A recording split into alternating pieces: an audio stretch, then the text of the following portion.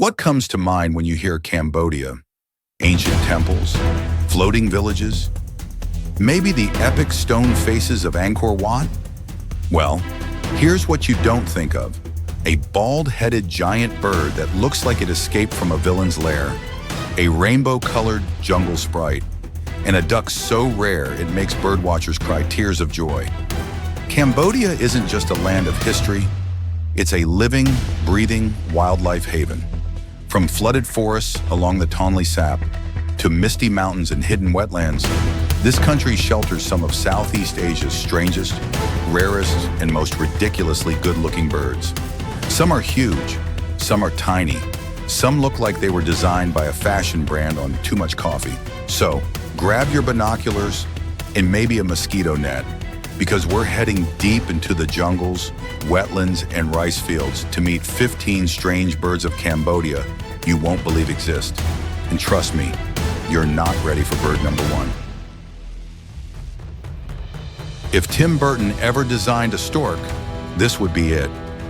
The greater Agitant is a giant, bald-headed bird standing over 1.5 meters, 5 feet tall, with a wingspan wider than some mopeds.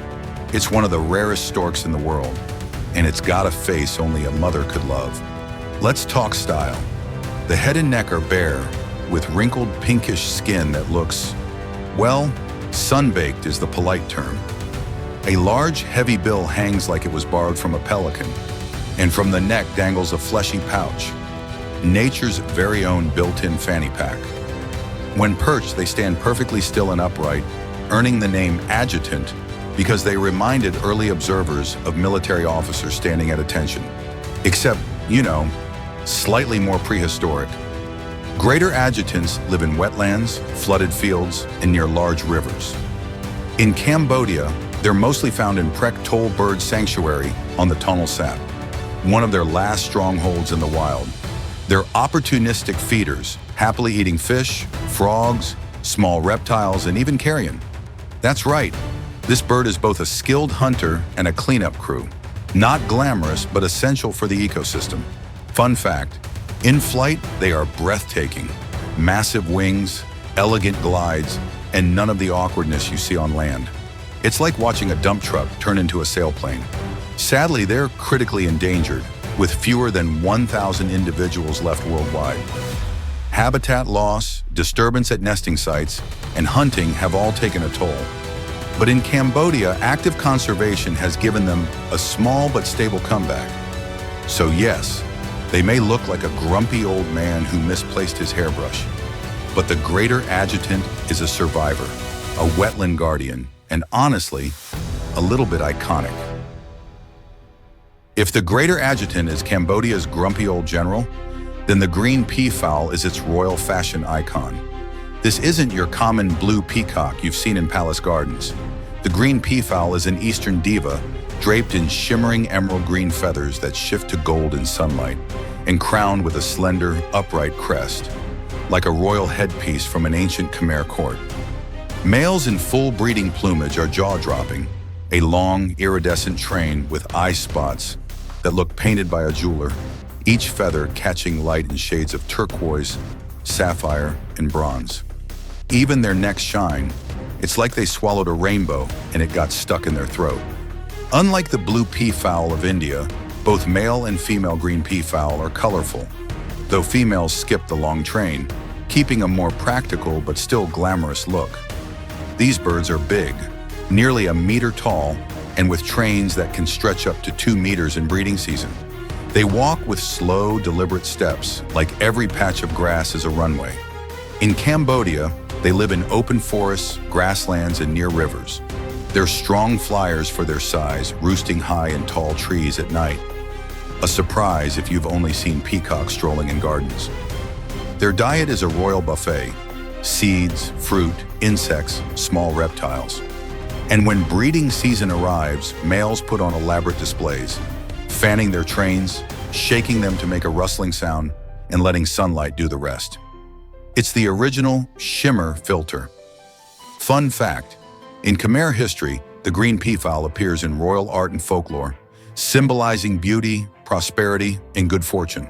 But today they're endangered due to hunting and habitat loss, and spotting one in the wild is a rare privilege. Seeing a green peafowl in the Cambodian countryside is like spotting royalty off duty. Still dazzling, still commanding attention, and still reminding you that in the bird world, style really can be a survival strategy. If a tropical fruit salad and a dinosaur had a baby, you might get something that looks like the Rufous-necked Hornbill. This bird is instantly recognizable by its deep rufus-orange neck and head, contrasting with a sleek black body and brilliant blue facial skin. Then there's the bill, huge, curved, ivory-colored, and topped with a subtle casque that helmet-like ridge hornbills are famous for. The result? A walking, flying piece of surrealist art. In Cambodia, they're mostly found in evergreen forests of the eastern highlands, where tall trees dominate and food is plentiful. They're fruit specialists, especially wild figs, but won't say no to the occasional insect, small lizard, or even a baby bird. Yes, that sweet tropical color scheme hides a bit of a predator's edge. Rufous-necked hornbills are built for the canopy life. Their broad wings carry them between treetops with heavy, whooshing wing beats you can hear before you see them. Once they land, they often sit quietly, letting the colors of fruit and leaves hide them from view, which is impressive given they're about the size of a small eagle. Breeding is peak hornbill drama. The female seals herself inside a tree cavity, leaving only a narrow slit. The male becomes her sole food supplier for weeks, passing fruit and prey through the opening. This lockdown keeps predators out and chicks safe, but it also means dad is basically doing Uber Eats full-time. Fun fact, the Rufous-necked hornbill is considered a forest health indicator because they disperse seeds of big fruiting trees over large areas. If hornbills are thriving, it usually means the forest is too. Sadly, they're now vulnerable due to deforestation and hunting. Their striking feathers and casque have made them a target in some areas, but in Cambodia, protected forests are still home to a small lucky population. Seeing one in the wild is like catching a flash of fire and sky weaving through the green. Proof that sometimes nature's best art projects can also fly. If luxury fashion brands made birds, this would be their runway model. The black and red broadbill is all about contrast. A rich crimson red belly and breast, sharp black wings and back, and the showstopper, a turquoise blue bill that looks like it was 3D printed from candy. It's not just colorful, it's color coordinated. These birds are small, stocky, and big-headed, the kind of proportions that make them look like plush toys come to life. They live along slow-moving rivers, swamps, and flooded forests in Cambodia's lowlands, often perching quietly until they burst into sudden acrobatic flight to snatch an insect midair. Black and red broadbills are insectivores, feeding on beetles, grasshoppers, termites, and the occasional small snail. They hunt from a perch, swooping out like a dart, and then returning to the same spot. A strategy that's both efficient and very photogenic. Their nests are architectural curiosities, big oval-shaped structures made of twigs, grass, and leaves, often hanging over water. It's like a giant bird hammock swaying in the breeze. Inside, they line it with softer material to make a cozy nursery for their chicks. Communication? They have a low, mournful wee-oo call that carries over the water, sounding more like a bamboo flute than a bird. Peaceful, but also a little eerie if you're alone in the forest. Fun fact, that bright bill isn't just for show. It's partly translucent, and in certain light, you can see blood vessels inside, kind of like nature's mood ring. The black and red broadbill isn't rare across Southeast Asia, but in Cambodia, it's a treat to spot because they tend to blend into dark shadows until the light hits that turquoise bill. Then it's impossible to look away. Think of it as the couture bird of the Cambodian wetlands. Small, elegant, and with an accessory game no influencer can match. If minimalism and luxury ever met in a bird, the result would be the Germaines peacock pheasant. At first glance, it's not screaming for attention like a peacock. No gigantic tail train, no neon colors. Instead, this pheasant wears a subtle, smoky gray suit covered with tiny metallic blue eye spots that shimmer when light hits them. Its elegance you notice only when you're close enough, and then you can't look away. This species is found only in parts of Cambodia and Vietnam, favoring dense lowland forests where sunlight filters through in patches. And those eye spots, they're not random. Males use them in elaborate courtship dances. During the display, the male fans out his tail and wings like a semicircle screen, turns sideways to the female, and then slowly pivots, making the eye spots seem to ripple like tiny galaxies. It's slow, deliberate, and hypnotic, like a fashion model who knows exactly how good the outfit is. Germaines peacock pheasants are mostly ground dwellers, feeding on seeds, berries, and insects they find while quietly walking the forest floor. Their camouflage is so good, you could pass within a few feet and never see them unless they move. They're also shy to the extreme. If startled, they'll freeze and blend into leaf litter before bursting into a short, low flight to cover. It's not about distance, it's about breaking line of sight. Fun fact, despite the name peacock pheasant, they're not closely related to true peacocks. The peacock part comes entirely from the eye spot pattern, which in the bird world is a universal symbol for "I'm fabulous, pick me." Sadly, deforestation has reduced their range, and they're now considered near threatened. But in protected Cambodian forests, they're still holding on, quietly keeping the undergrowth glamorous. Spotting one in the wild feels like finding a rare vintage gem in a dusty shop. Subtle, priceless, and definitely not for sale. If birds had sports cars, the Oriental pied hornbill would be the flashy black and white convertible cruising through the tropics. This hornbill is immediately recognizable. A glossy black body, bright white belly and tail tips, and, of course, the oversized yellow and black bill topped with a casque, that helmet-like structure hornbills are famous for. It looks like a built-in bike rack for their face. They're medium-sized by hornbill standards, about 60 centimeters long, but their personalities are much larger. In Cambodian forests, especially around the Cardamom Mountains and Tonle Sap floodplains, you might see them flying in pairs or small groups, flapping slowly and noisily through the canopy. Oriental pied hornbills are mostly frugivores. Wild figs are their favorite, but they also snack on insects, small reptiles, and even other birds' eggs. Their huge bills act like fruit tongs, allowing them to pluck food from branches too small to perch on. And that casque? Scientists think it's partly for amplifying calls, partly for display, and maybe just because hornbills like a bit of extra flair. Breeding season is a hornbill construction project. The female seals herself inside a tree cavity with mud and fruit pulp, leaving only a slit for the male to pass food through. He becomes the delivery guy for weeks, bringing a steady supply of fruit and protein until the chicks are ready to face the world. Fun fact, their calls are loud, cackling, cock notes, often carrying over a kilometer in the forest. If you hear it, you have time to look up before they cruise past, because hornbill flight is not stealthy.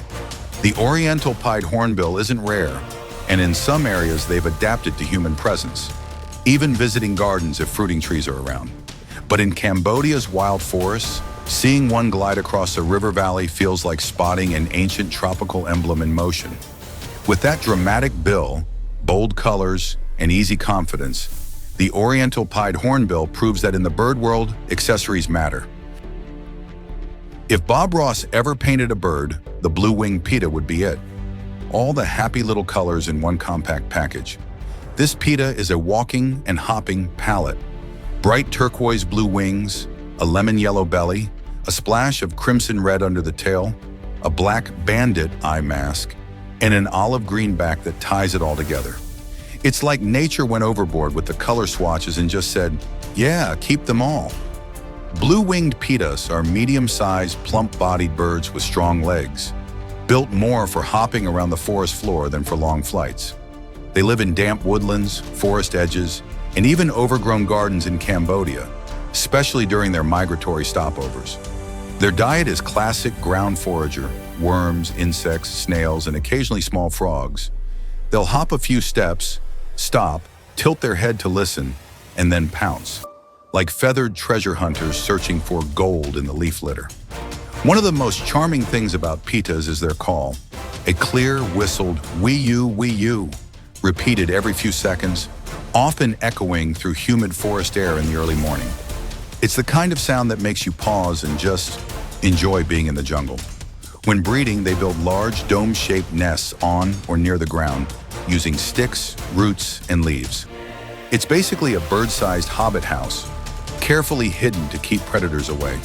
Fun fact, the blue-winged pita is a long-distance traveler.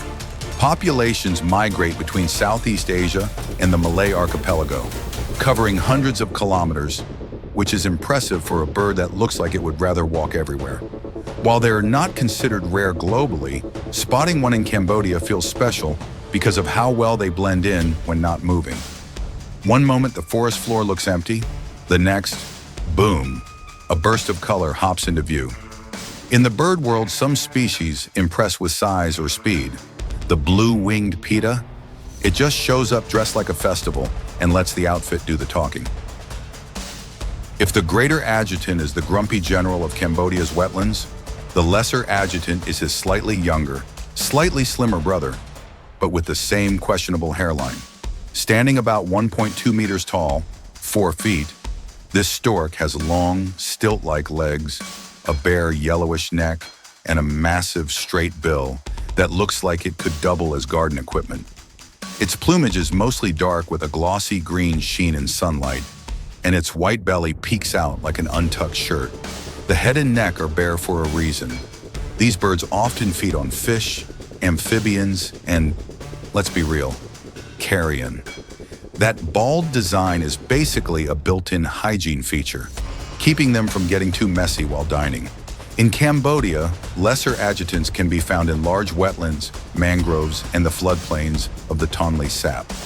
They're less social than some other storks, often foraging alone or in small groups, but will join mixed flocks when food is plentiful. Watching one hunt is oddly hypnotic. They move slowly and deliberately, pausing with statue-like stillness before striking lightning fast at prey. It's like a heron on stilts, but with more attitude. Fun fact, unlike their greater cousins, lesser Agitants tend to keep their neck pouches small and less noticeable, more functional, less dramatic. But they still share the same stiff, upright posture that earned the Agitant name.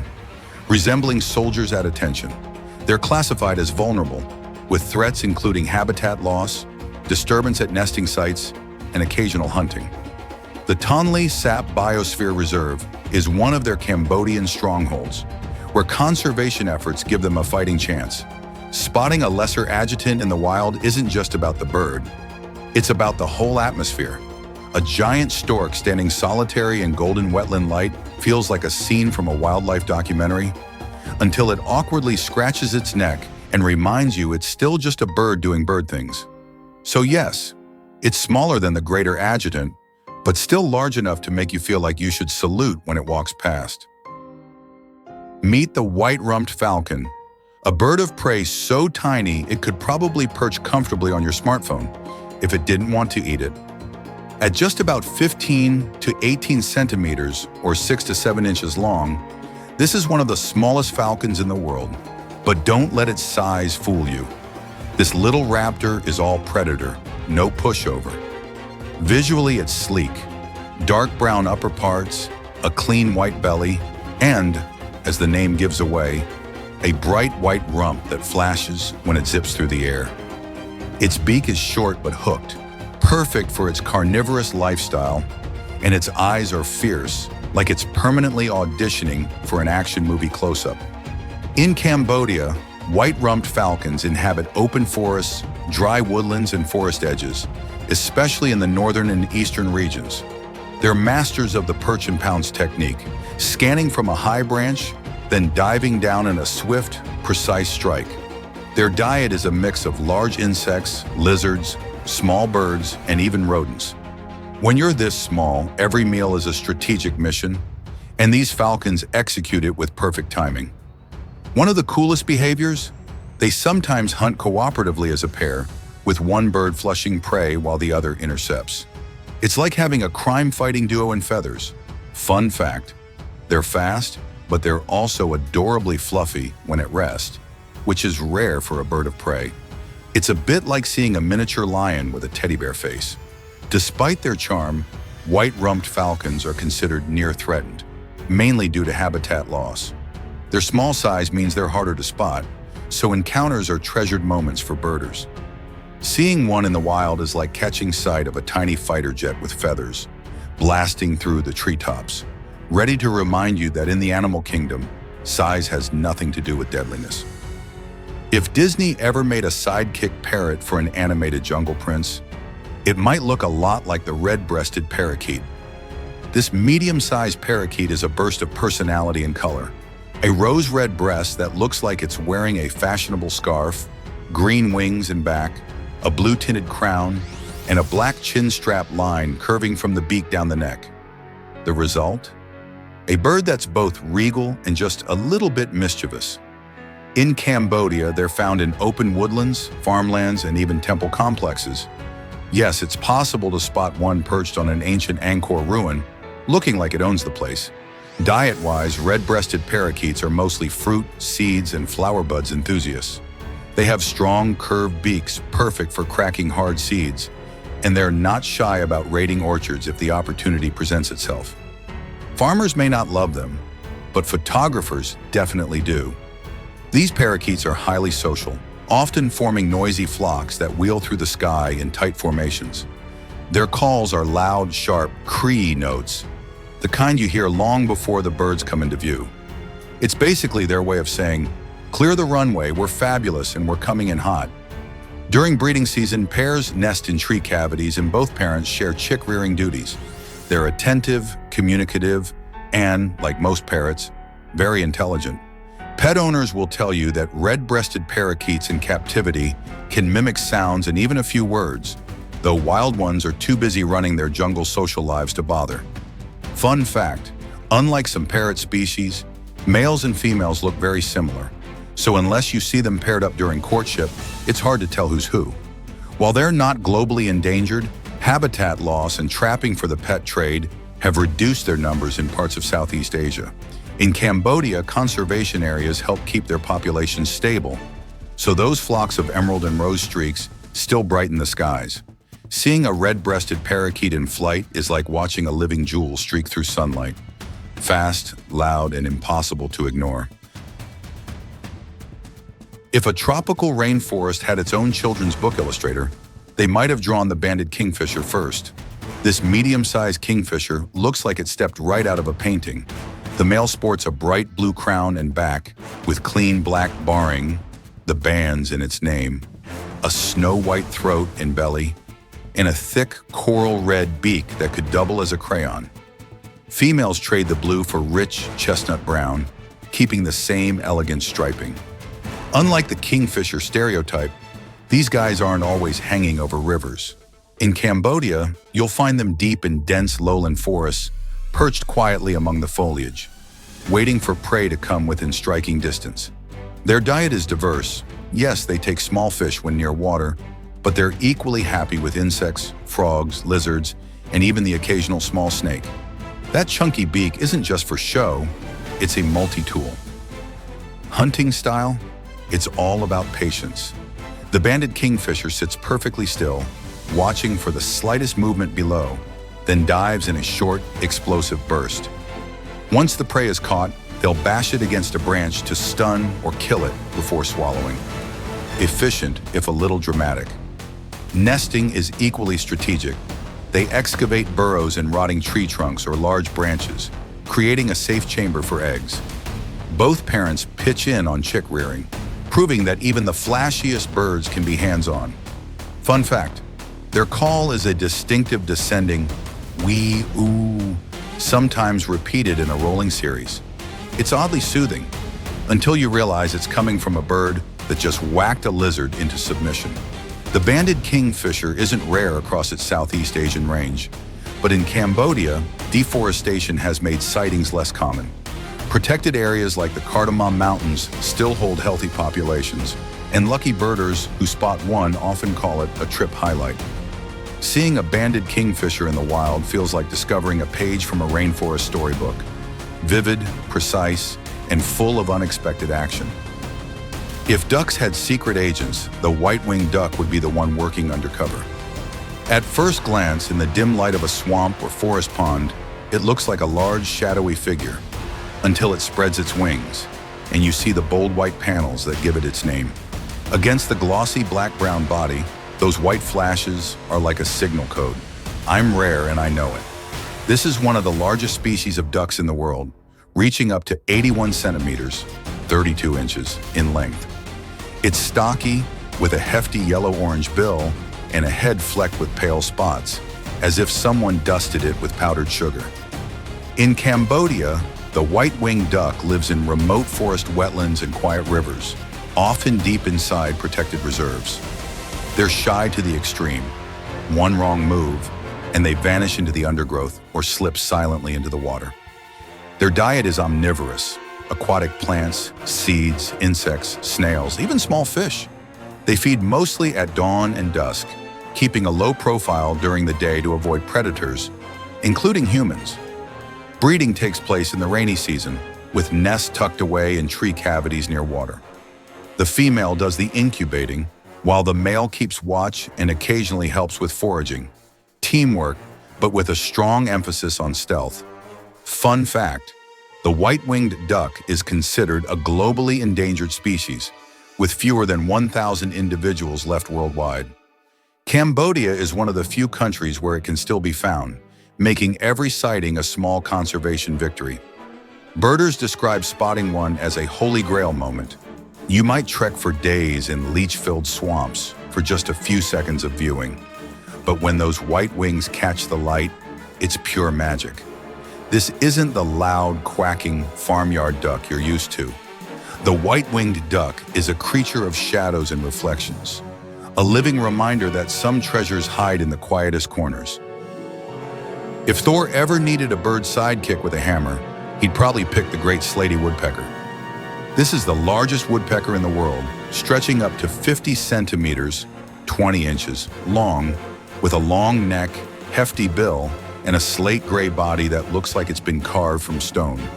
Add a small crest on the head and a flash of yellow around the eyes, and you've got a bird that somehow manages to look both regal and a little surprised. In Cambodia, they inhabit mature evergreen and deciduous forests, especially those with big old trees. Because if you're going to be the biggest woodpecker, you need the biggest drumming stage. Their diet is mostly large wood-boring insects and larvae. Instead of rapid-fire pecking like smaller woodpeckers, the great slaty uses slow, powerful blows, chiseling into tree trunks to extract prey. It's less machine gun and more construction crew with a sledgehammer. These birds are social by woodpecker standards, often foraging in small family groups. They move methodically from tree to tree, their deep knocking sound echoing through the forest like distant carpentry. Fun fact: because they need large old trees for nesting, their presence is considered a sign of a healthy, undisturbed forest. Lose the big trees, and you lose the great slaty, which is exactly what's been happening across Southeast Asia. They're now listed as vulnerable, with habitat loss being the biggest threat. Nesting is simple but effective. They excavate large holes high in tree trunks, lining the cavity minimally before laying their eggs. Both parents share incubation duties and feed the chicks.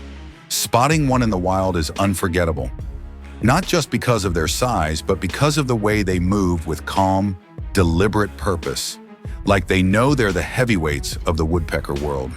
If the drumming of a downy woodpecker is a polite tap on the door, the great slaty's is someone breaking it down with a battering ram. And in Cambodia's forests, that sound is pure wilderness music. If elegance had a minimalist phase, it might look like the blackheaded ibis.